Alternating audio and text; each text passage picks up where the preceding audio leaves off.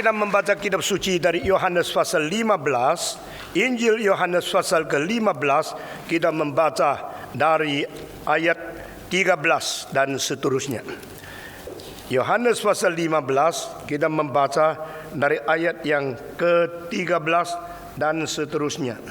Tidak ada kasih yang lebih besar daripada kasih seorang yang memberikan nyawanya untuk sahabat-sahabatnya. Kamu adalah sahabatku jikalau kamu berbuat apa yang kuperintahkan kepadamu. Aku tidak menyebut kamu lagi hamba, sebab hamba tidak tahu apa yang diperbuat oleh tuannya. Tetapi aku menyebut kamu sahabat, karena aku telah memberitahukan kepada kamu segala sesuatu yang telah kudengar dari Bapa-Ku. Bukan kamu yang memilih aku, tetapi aku yang memilih kamu, dan aku telah menetapkan kamu supaya kamu pergi dan menghasilkan buah, dan buahmu itu tetap, supaya apa yang kamu minta kepada Bapa dalam namaku diberikannya kepadamu. Inilah perintahku kepadamu, kasihilah seorang akan yang lain. Yesus berkata di dalam bagian yang penting ini dengan satu sebutan yang baru. I do not call you anymore my servant, but I call you my friend. Saudara-saudara, what is the difference between servants and friends? Friends are so intimate.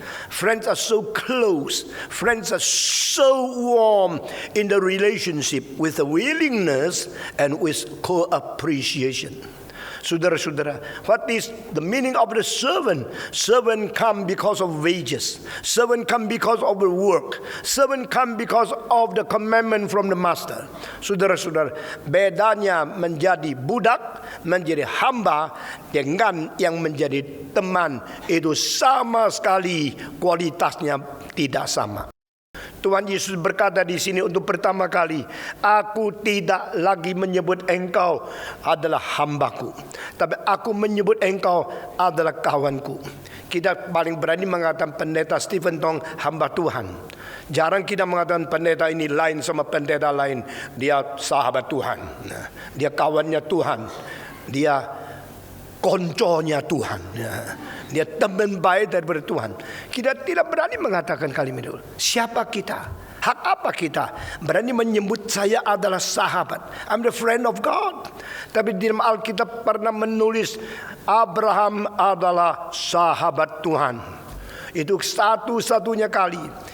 Enoch tidak pernah mendengar kalimat itu di atas diri dia. Juga Yesaya, Elias, Daud. Tak ada satu orang lain yang disebut dalam kitab suci dia adalah sahabat daripada Tuhan. Dia ada kawan daripada Tuhan.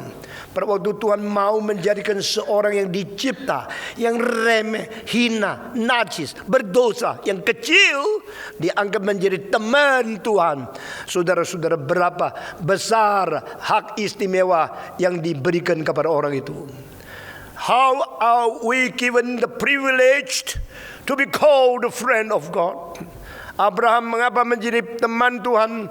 Karena Tuhan tidak mewahyukan isi hatinya yang sedalam-dalamnya kepada orang lain, tetapi kepada Abraham.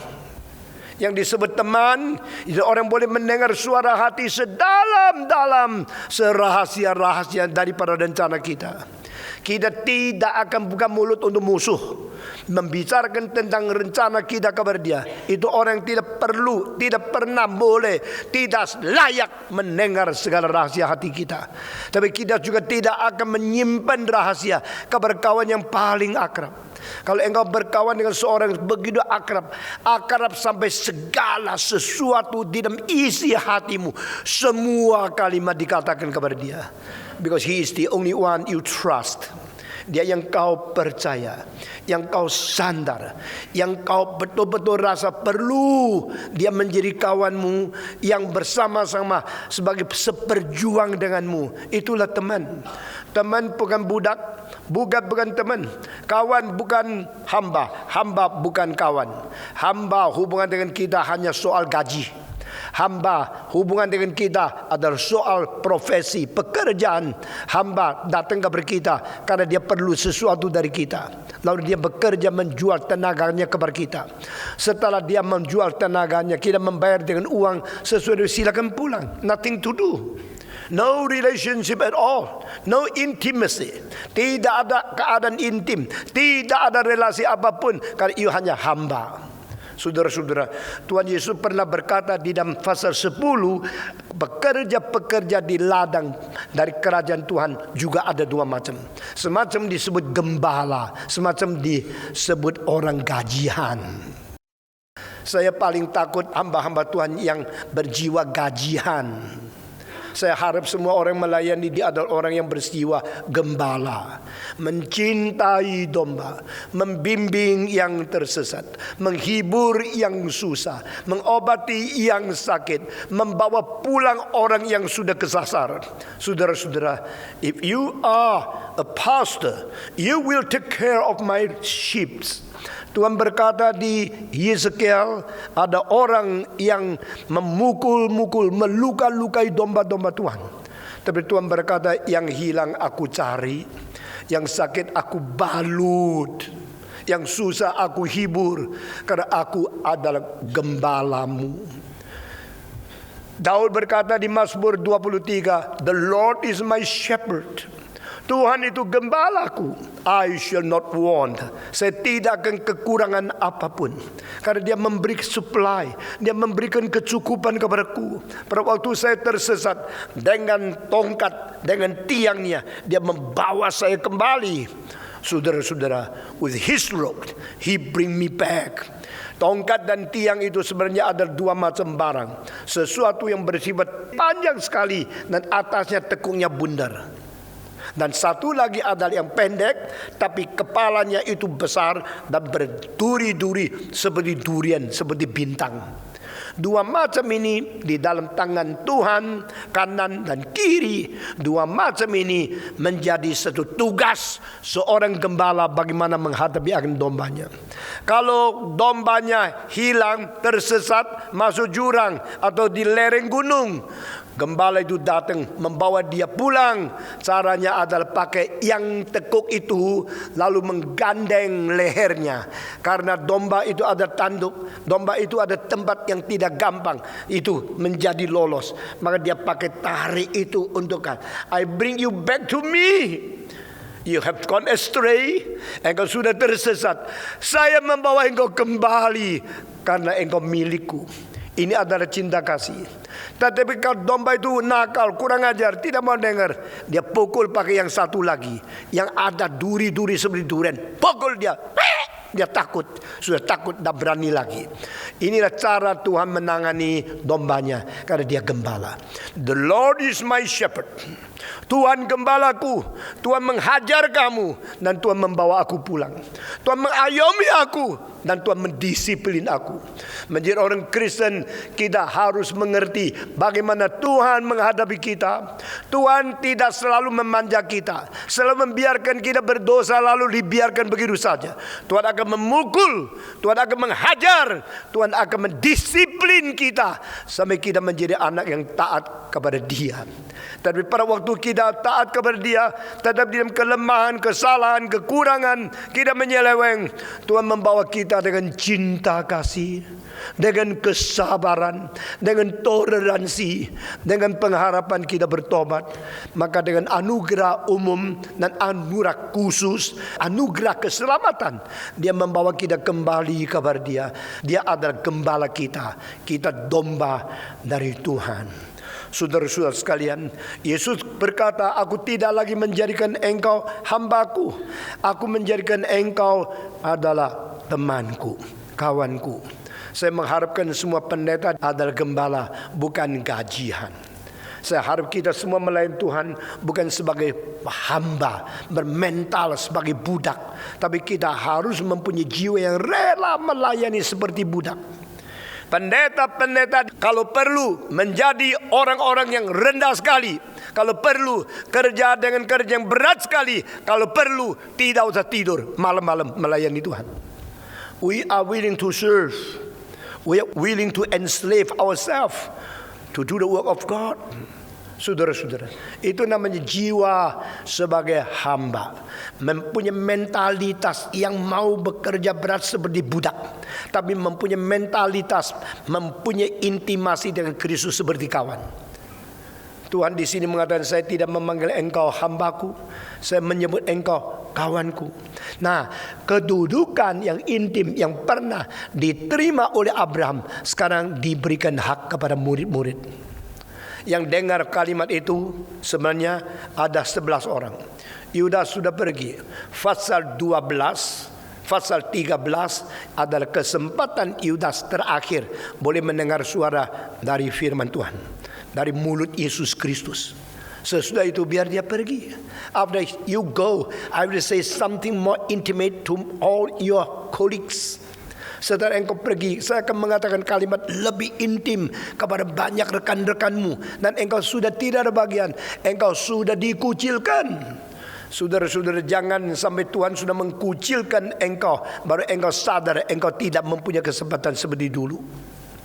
Satu kali Dr. Andrew G di Amerika, dia diundang untuk berkhotbah di satu retreat di Inggris.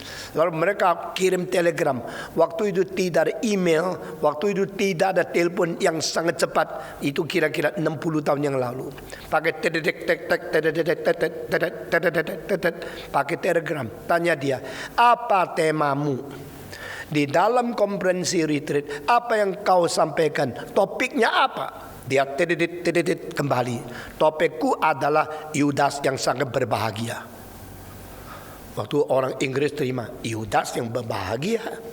Mungkin salah ini, salah satu huruf. Yudas yang sangat berbahaya kali. Mereka ketik lagi, salah tidak. Engkau bilang Yudas yang berbahagia. Kita tidak ngerti bahagia apa. Lalu dia menjawab, jangan robah tema saya. Itu tidak salah. Lalu mereka garu-garu kepala yang tidak gatal. Tunggu dia datang. Setiap turun dari kapal terbang, dibawa pergi ke satu tempat retreat yang indah luar biasa. Lalu mereka tanya lagi, aren't you wrong? Did you say your topic is the blessed Judas? Judas blessed, richly blessed? Mereka tidak setuju. Mengatakan, coba jelaskan apa namanya Yudas yang bahagia, Yudas yang sangat diberkati oleh Tuhan. Dia bilang, I don't tell you now. You will know that in my preaching. Jadi mereka ini dia orang Tionghoa memang aneh. Banyak hal itu teka-teki. Tidak tahu misteriusnya Cina itu apa. Ya sudahlah, trust him. He will say something that we can understand afterward. Trust in him. Lalu dia mulai berkhotbah. Dia berkhotbah, tidak ada orang lebih bahagia dari Yudas. Lebih kacau mereka. Tidak ada orang lebih bahagia dari Yudas. Kenapa? Siapa mempunyai kesempatan dilahirkan di zaman Yesus dilahirkan sama zaman? Bahagia kan? Siapa mempunyai kualifikasi boleh mendapatkan guru yang begitu baik, tidak usah bayar? Bahagia kan? Siapa mempunyai kesempatan duduk di 11 orang namanya Petrus sampai 3 tahun setengah? Bukan itu bahagia. He got the best professor, best students, best classmate, best opportunity, best sermon, best performance of miracle. Dia mempunyai kesempatan terbaik melihat akan mujizat terbesar, melihat Tuhan yang paling agung. Dia mempunyai kesempatan mendengar pengajaran yang paling dalam di dalam seluruh alam semesta sepanjang sejarah. Yudas begitu berkati. Dan sesudah mereka dengar, oh mereka sadar, benar Yudas diberkati. Yudas menerima anugerah terbesar. Tetapi kalimat terakhir, but he lost all things of this. Dia kehilangan semua ini karena dia tidak taat, dia tidak menghargai anugerah Tuhan, dan dia dibuang oleh Tuhan. Saudara-saudara, kalimat terakhir sebelum Yudas pergi, mulut Yesus berkata, kerjakan apa yang kau ingin kerjakan. Bebas. I can do what I want to do. I am free to do anything my desire according to my planning. Saudara-saudara, kalau Tuhan memberikan engkau boleh bebas melakukan apa yang kau inginkan, berarti kau cilaka.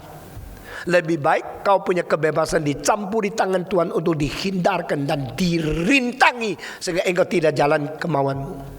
Kalau saya tanya mau menjadi hamba Tuhan, saya tak mau. Belum sadar. Tidak ada pimpinan Tuhan. Jujurkah? Saya kira engkau tidak jujur. Engkau melarikan diri, lalu engkau memakai alasan menjawab saya.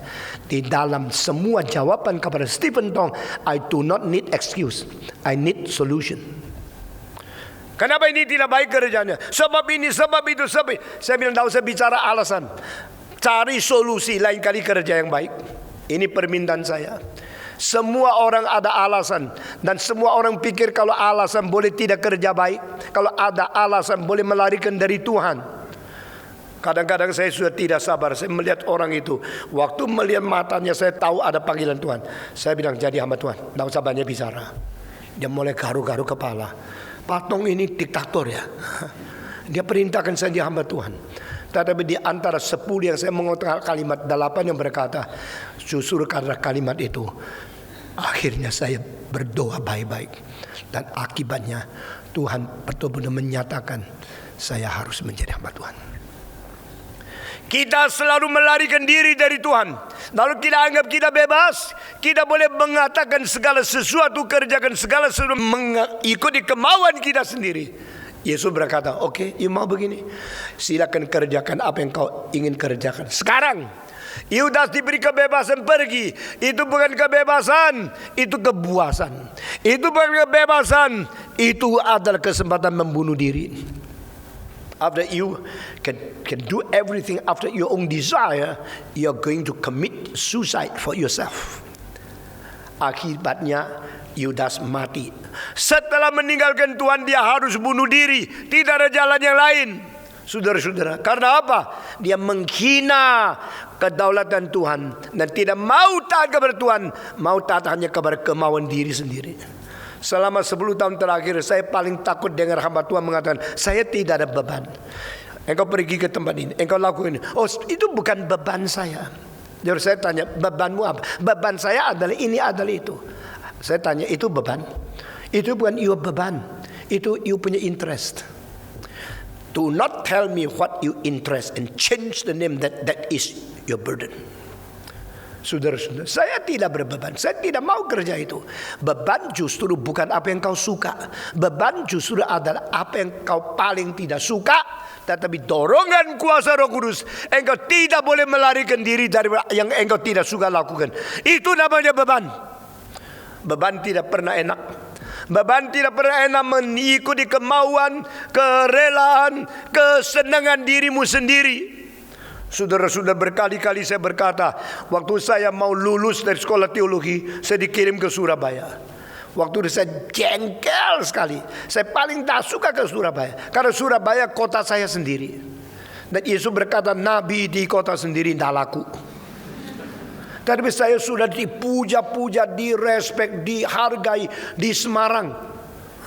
Oh, saudara yang dari Semarang tidak tahu, KKR saya pertama kali di seluruh hidup itu di Semarang. Penuh sesak sama jendela atas duduk orang. Waktu itu saya umur baru 20 lebih setengah. Umur 20 bikin KKR itu jarang sekali. Bukan tidak ada, tapi kalau ada pun tidak sepenuh di mana saya mengalami.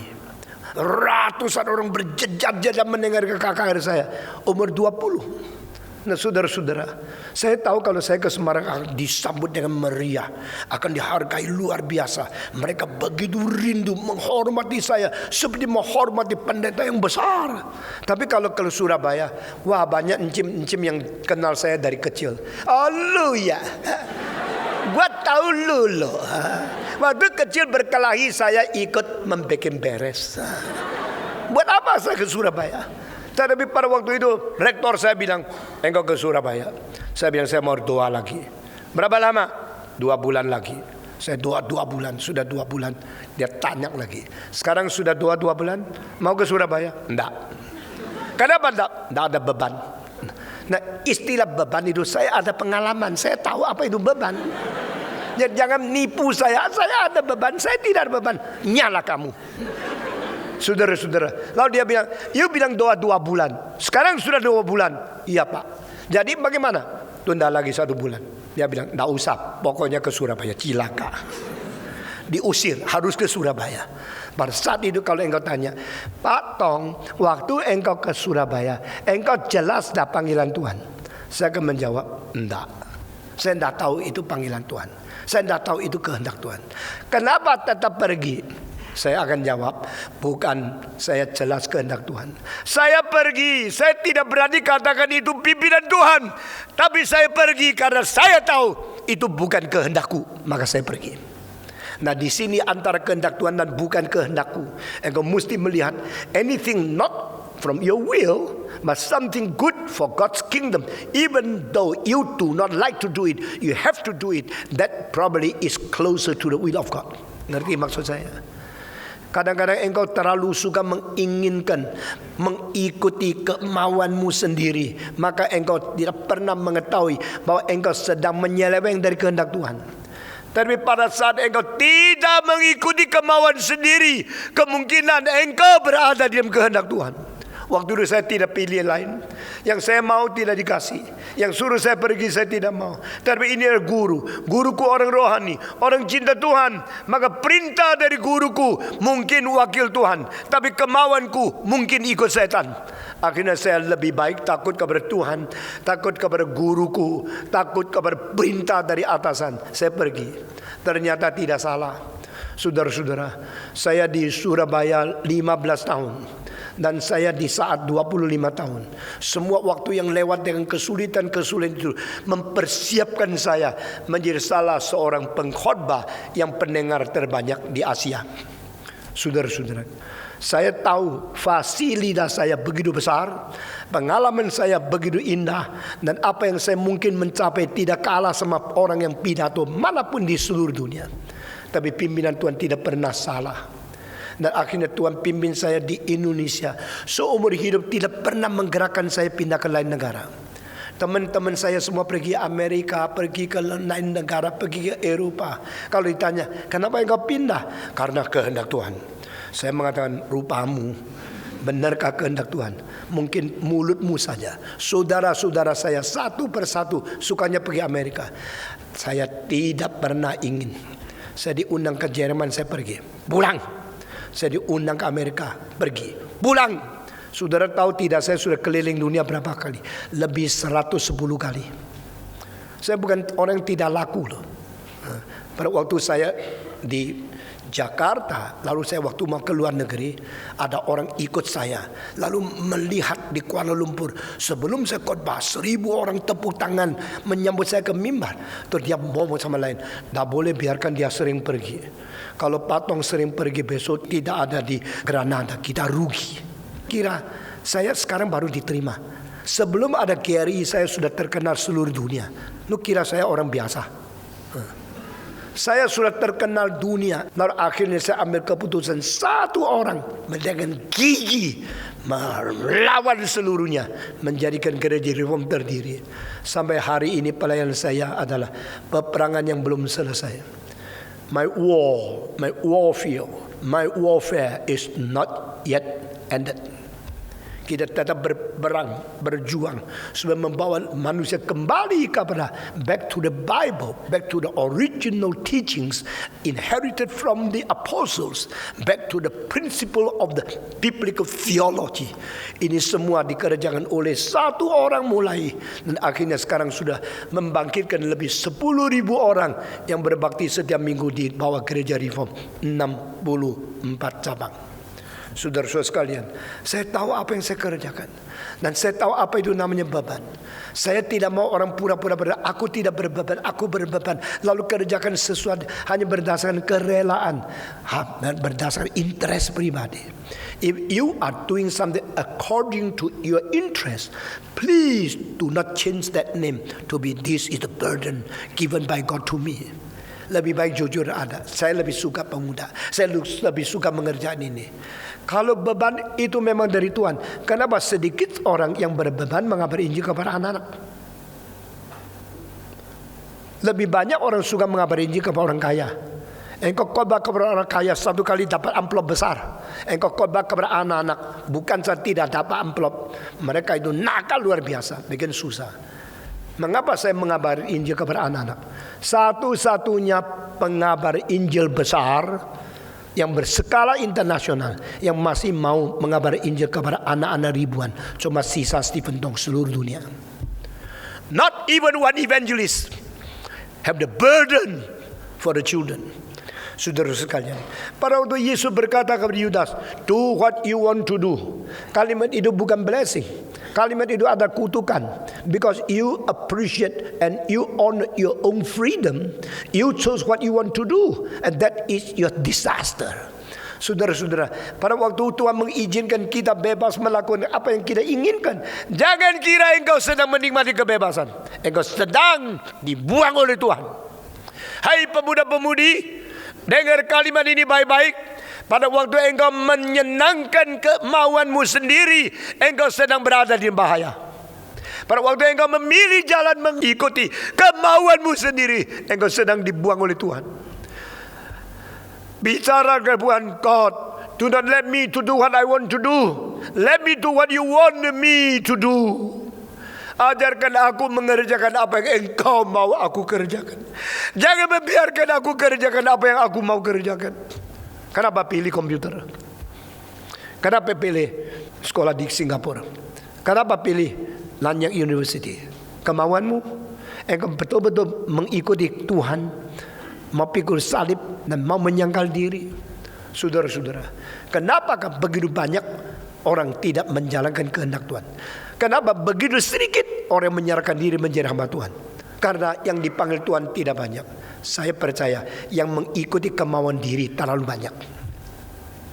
Saudara-saudara, di dalam seluruh dunia di mana berada, saya selalu melihat orang datang kepadaku, melalui engkau Tuhan sudah panggil saya. Tuhan sudah panggil saya.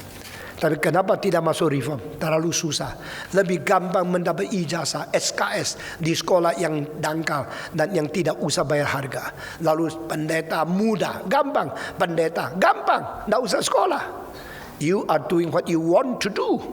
You are following your own will, your own desire, your own fleshly lust.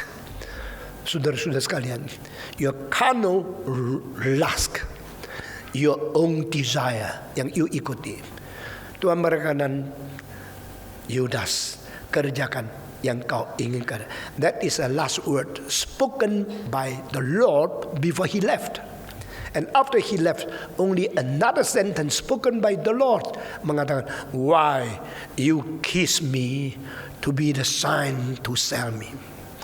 Engkau dengan ciuman menjual Tuhanmu kah? Itu kalimat terakhir. Sesuai dengan no more talking, no more conversation between Christ and Judas forever, ever, ever and evermore. Karena sesudah itu satu di surga, satu di neraka. Hidup itu cuma satu kali, jangan main-main. Jangan kira kau mau apa-apa, kau pilih apa, itulah yang jadi. You harus minta Tuhan memberikan kepada engkau kekuatan menjalankan kehendaknya. Dan setelah Yudas pergi, baru kalimat ini muncul. I do not call you my servant, I call you my friend. Puji Tuhan. Orang-orang yang rusak sudah pergi, baru Tuhan berkata kepada orang segelintir 11 orang, I do not call you my servant, I call you my friend. I will talk so intimately, so profoundly from my will, my planning to you. I share my mystery to you, oh friends. Kita adalah teman, kawan dari Tuhan Allah. Ini kalimat yang intim luar biasa. Yohanes pasal 15 adalah satu pasal yang penuh dengan relasi misterius, relasi organik, relasi kekekalan, relasi spiritual, union with Christ in 4 aspects: the spiritual union, the mysterious union, the eternal union, and the organic union.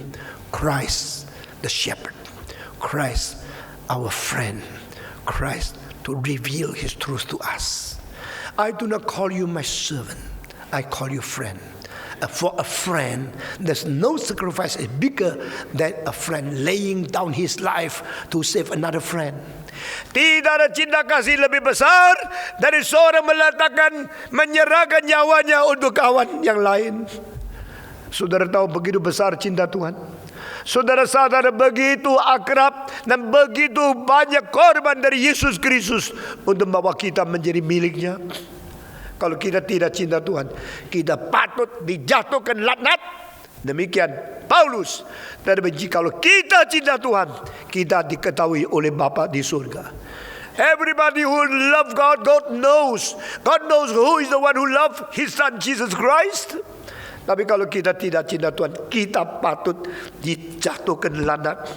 Yesus Kristus berkata, bukan kamu yang memilih aku, tapi aku yang memilih kamu. Dan aku telah menetapkan kamu supaya kamu pergi dan menghasilkan buah, dan buahmu itu tetap.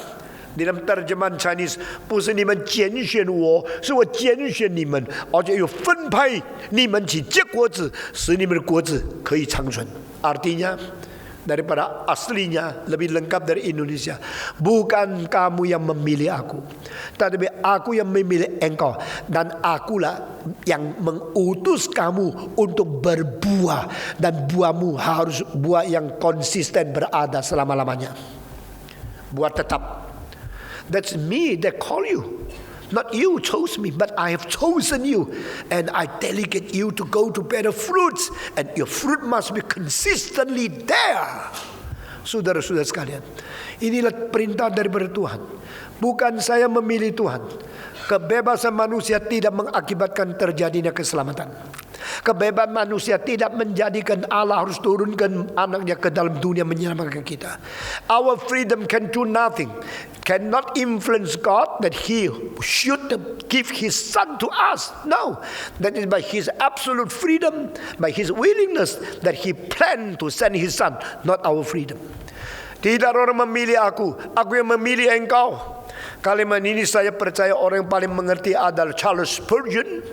180 tahun yang lalu, Charles Spurgeon berkhotbah di Inggris. Muncul satu kalimat, I can choose God. It is the proof that He has chosen me and give the seed of chosen Him in my heart, implanted there. Aku bisa memilih Allah. Memilih Allah itu bisa pilih Allah yang salah. Kalau bisa memilih Allah dengan tepat, itu anugerah bukan kebolehanmu loh.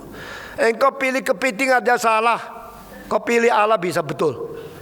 Pilih jagung aja sering salah. Pilih durian sering tidak manis. Engkau pilih apapun salah, apalagi pilih jodoh selalu salah. Pilih apapun salah.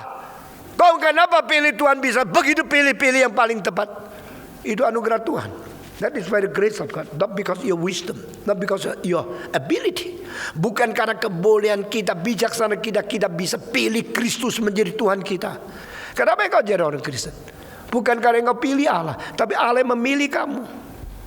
Kenapa engkau dilahirkan di tempat engkau bisa pilih? Engkau mempunyai kesempatan mendapatkan Injil, kesaksian tentang Kristus, karena Tuhan memilih engkau. Maka saya waktu pertama kali mendengar kalimat dari Spurgeon, kira-kira 30 tahun yang lalu, I can choose God. Itself is a proof that God had chosen me and give the seed to choose Him to be implanted in my heart. Saya bisa memilih Tuhan. Ini sudah adalah satu bukti karena Dia telah memilih aku dan memberikan benih untuk memilih Dia di dalam hatiku, ditanam di dalam jiwaku. Ini buktinya. So when you chose God, it is not a result of your freedom you use from your initiative. Bukan inisiatifmu, engkau memilih Tuhan. Engkau memilih Tuhan adalah akibat Tuhan memilih dan memberikan tanaman benih ke dalam hatimu, baru engkau bisa pilih. Begitu banyak hal yang indah dalam hidup kita, bukan berinisiatif dari kita. Begitu hal yang baik, yang berrohani daripada hidup kita adalah akibat Tuhan telah menganugerai kepada kita, sehingga kita secara pasif. Saudara-saudara, kalau engkau cinta seseorang, engkau kira karena saya cinta dia, saya pilih dia. Bukan karena cantiknya bikin engkau tidak mungkin tidak pilih dia. Jadi itu adalah kamu menjadi pasif, bukan kamu menjadi aktif. Saudara-saudara, cinta yang aktif itu sangat ajaib. Saya tidak mau jelaskan banyak lah. Tapi cinta aktif dari manusia selalu salah. Kita mencintai Tuhan karena Tuhan mencintai kita terlebih dahulu. Ini kalimat Alkitab. We love because God loved us first. Amin. Because He loved us first. No, He has chosen us first, even before the foundation of the world. Di dalam pengertian kedaulatan Allah, Paulus bagi 3 tahap. Tahap pertama, waktu dia pergi ke Damaskus, dijatuhkan terpelanting. Lalu dia tanya, who are you, Lord? Lord, who are you? Lord is Lord.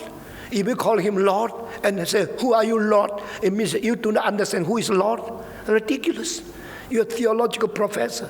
You teach others about God. But when you meet God, you do not know who is God. And you say he is God. But he will say, who is God?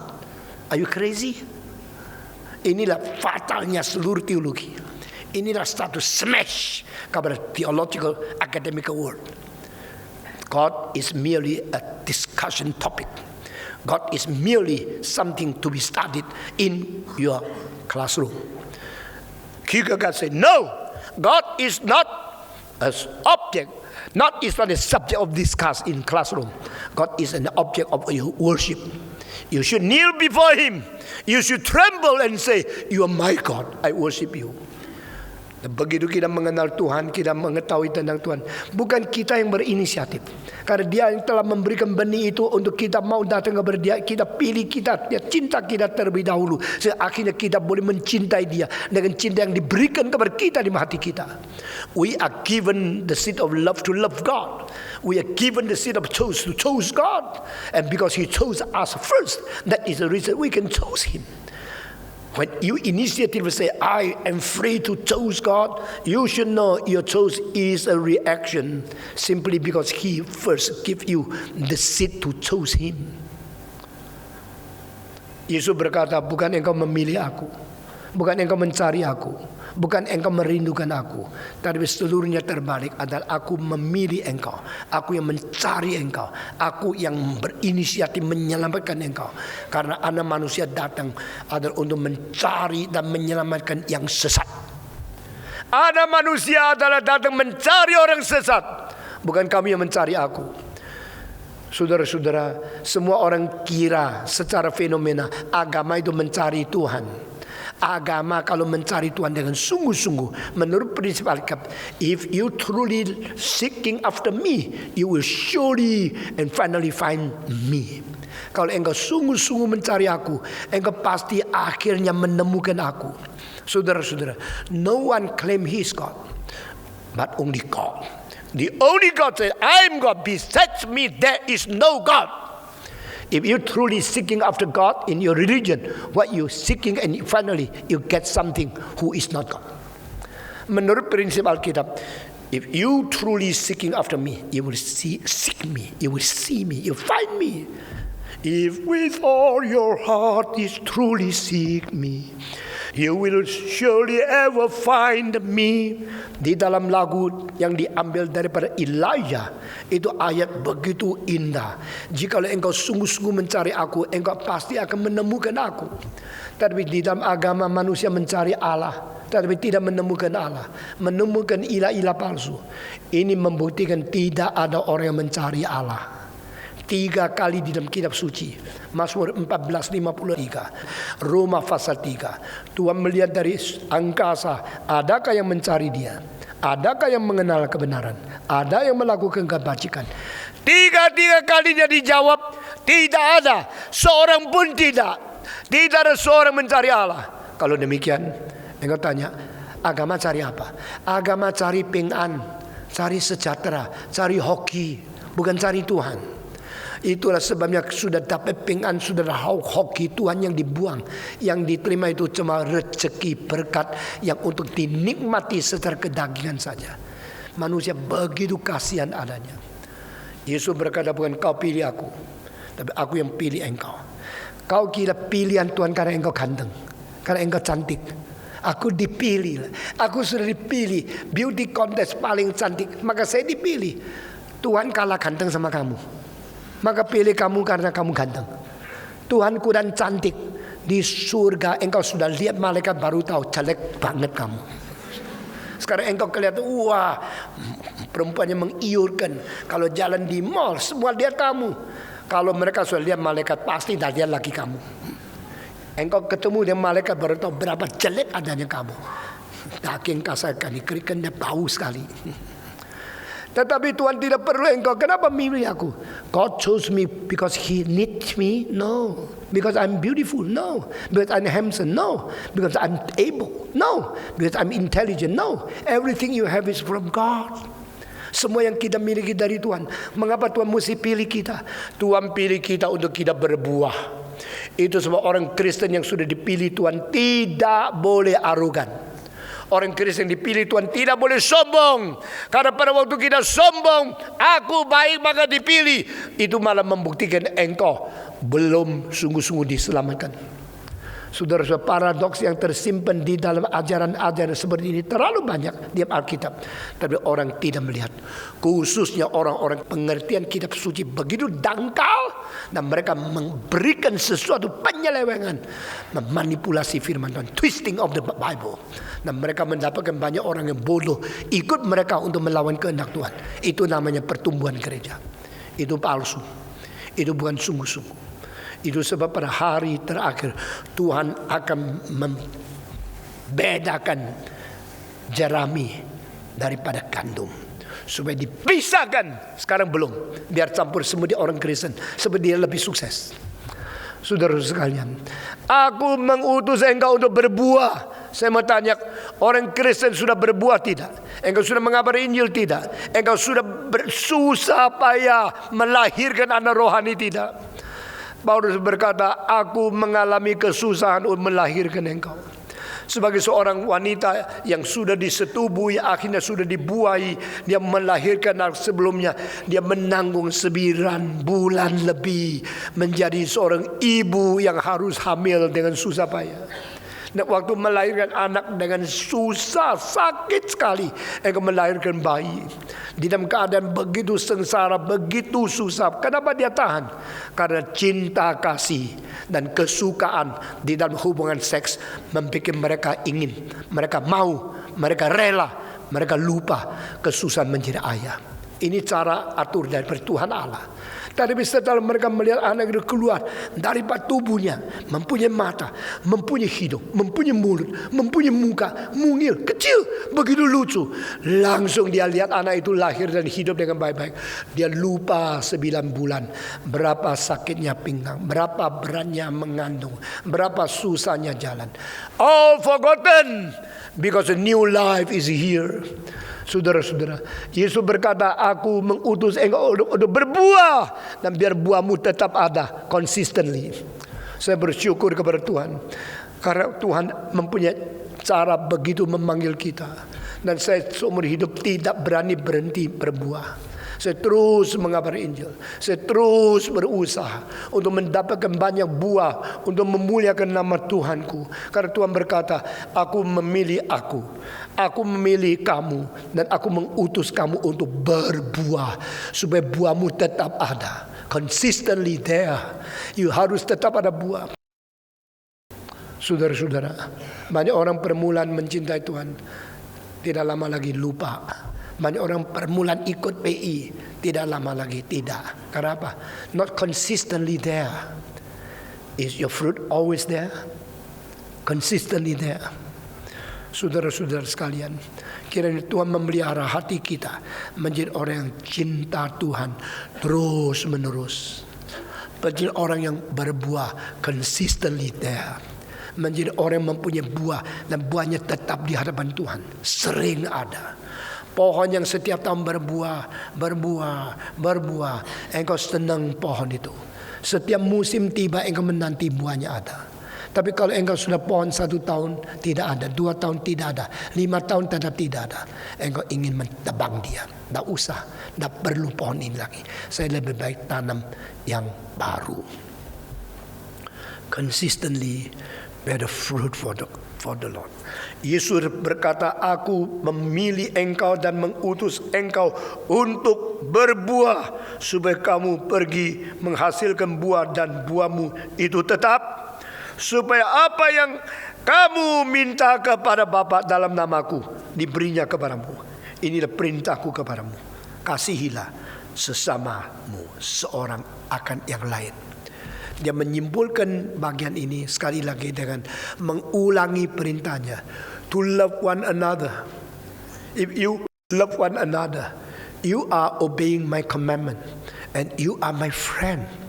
You are doing my will, and I will be with you forever. If you love me, you will practice what I command to you. Jikalau engkau mengasihi aku, maka engkau harus menjalankan perintah yang kuberikan. Apa perintahku? Mengasihi yang lain. Saudara-saudara, kapankah kita mengasihi yang lain?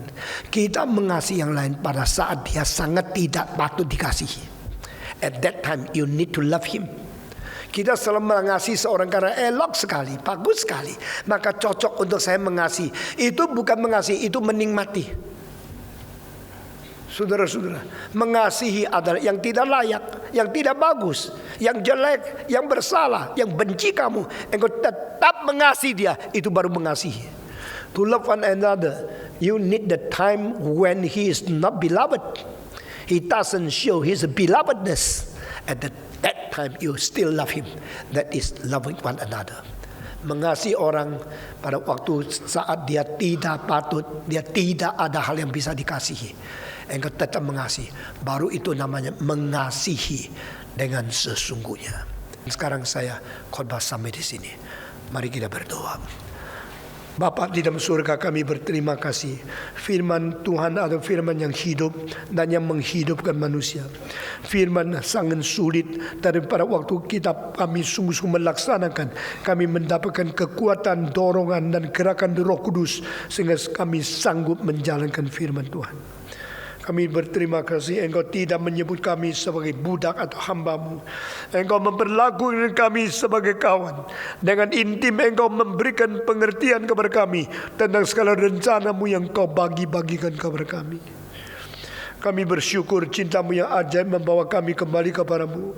Dan kami bersyukur ingatan Tuhan membawa kami mengerti bukan kami yang memilih Tuhan.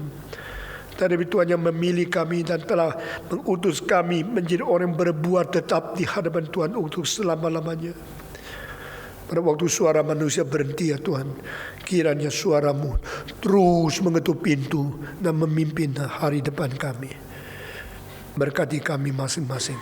Dalam nama Yesus Kristus, penebus dan juru selamat kami yang hidup, kami sudah berdoa. Amin.